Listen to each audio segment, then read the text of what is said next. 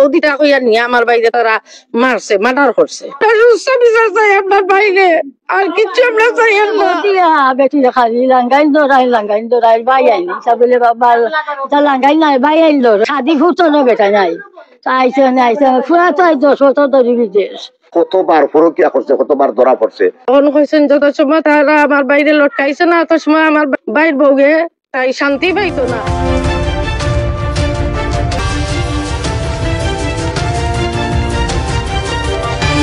খালি বেটি যত খালি ফোন করো কেনে, খালি ফোন করো কেনে, ফোন গো তোমার আমরা লাশে গাছের মধ্যে ঝুলন্ত অবস্থা এবং মাটিতে পা রাখা ছিল। উনি আত্মহত্যা করে নাই, আমরা ধারণা ওনাকে মেরে ফেলা হয়েছে এবং মেরে ফেলার কারণে আমরা এখানে এনে লাশ ফালানি হয়েছে। তোর বউদেলাই মু অবস্থা কইয়া নেওয়াইয়া আমার বাইরে বিষ টিস খাবাইয়া ওলা গাঙ্গর দ্বারে আমার বাইরে পাইছি অজ্ঞান অবস্থা পাই আমরা উসমানিত নিয়ে আমরা ওয়াশ ওয়াশ করাইয়া বার করছি। মারা হয়েছে, এগুলো আত্মহত্যা নাই। পরকিয়া ধরা খাইয়া অনেক বিচার বাদ গাছ হয়েছে। বিচার বাদ গাছ পরে তাই রাত্রে সম্পূর্ণতা তাই গাটি গুটা বান্ধিয়া তাই পরকিয়া কইরা চইলা গেছে।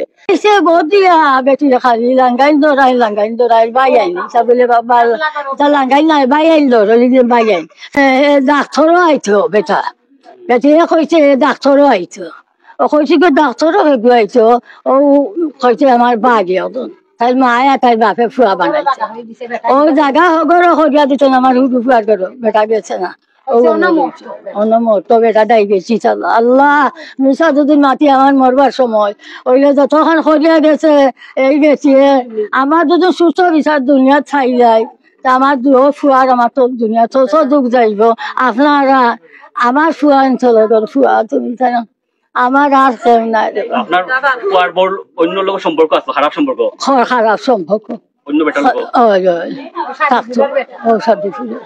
বাড়ি নিয়ে তারা বিস্ফার করাইছে।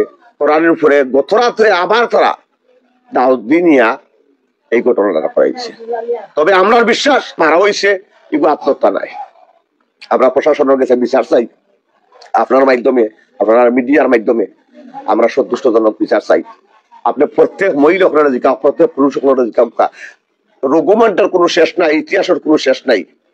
এই মহিলা কতবার পরকিয়া করছে, কতবার ধরা পড়ছে, এটা আইনের মাধ্যমে কৌটিদের সময় ডাক দিব আমরা। প্রত্যেক মুরব্বী, সাইবস্তর মুরব্বী, চেয়ারম্যান, মেম্বার প্রত্যেক লইয়া হাজির হইনি। গতকালকে আমার বাইরে তারা নেওয়াইছেন, তারা বাড়িতে নেওয়াইছেন। নেওয়াইয়া আমার বাড়ি সুস্থ সবল আছিল, ভাত খাইছে, খাওয়ার পরে ফোন আইছে। ফোন হওয়ার সাথে তারা আমার বাইরে নেওয়াইছে। নেওয়াইয়া আমার বাড়ি তো আমরা কইয়ার গরু আছে, আমরা তার জামাই বাড়ি তো আমরা আমার মা বৃদ্ধ মা ঘরে থাকেন, আমার মা কইতে পারেন না। এখন ভোর 6টার সময় আমরা আমার বাড়ি দেখি গাছ ঝুলন্ত অবস্থায় লটকাই। আমার বাইরে মার্ডার করা হয়েছে, আমার বাইরে তারা মারছে, মারিয়া নিয়ে তারা লটকাইয়া রাখছে। মূলত আমরা ধারণা করলাম যে কেন তার স্ত্রীর বিষয় নিয়ে আলোচনা বা বিভিন্ন দিক দিনের বিচারা বিদেশ আসিলা, বিদেশ থাকার পরে বিচারা মেয়েটা তানোর স্ত্রী যে বর্তমান স্ত্রী পরকিয়া ধরা করার পরে তাই গেছে কি বাড়ির যাওয়ার পরে এখানে অনেক টাকা প্রায় 22-23 লাখ টাকা বা পাসপোর্টের স্বর্ণ নিয়ে ফালাইছে। এরপরে স্থানীয় লোকজন সহ লাগাইয়া আমরা ময়মুরব্বী অনেকবার আনার চেষ্টা করছি, উনি আসছেন না। তারপর না আসার কারণে বিভিন্ন ভাবে হয়রানি করা হয়েছে, মামলা হামলা, এবং তাকে মানে এলাকার ওনার আমাদের গ্রাম পার্শ্ববর্তী গ্রাম নয় দক্ষিণবাগ চক এই এলাকায় ওনার আত্মীয় স্বজন, এই মহিলার আত্মীয় স্বজন মামা আছে এবং বনির জামাইয়ান আছে, ওরা বারবার মামলা দিচ্ছে। মামলা দেওয়ার পরে ওনাকে অনেক মানসিক ভাবে টর্চার করে। আমরা লাশে গাছের মধ্যে ঝুলন্ত অবস্থা এবং মাটিতে পা রাখা ছিল।